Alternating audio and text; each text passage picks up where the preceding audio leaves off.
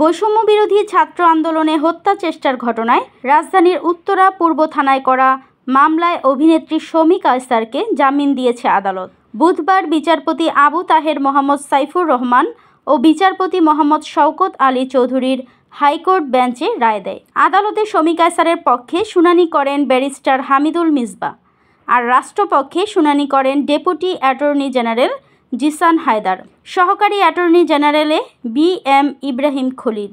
এর আগে বৈষম্য বিরোধী ছাত্র আন্দোলন চলাকালে গেল বছরের 18 জুলাই ইশতিয়াক মাহমুদ নামের এক ব্যবসায়ীকে হত্যার চেষ্টা হয়। ওই ঘটনায় 29 সেপ্টেম্বর উত্তরা পূর্ব থানায় একটি হত্যা চেষ্টা মামলা হয়। সেই মামলায় 5 নভেম্বর শমী কায়সারকে গ্রেপ্তার করা হয়। পরবর্তীতে রিমান্ড শেষে শমী কায়সারকে 9 নভেম্বর কারাগারে পাঠায় ঢাকার আদালত। এরপর হাইকোর্টে জামিন চেয়ে আবেদন করেন শমী কায়সার।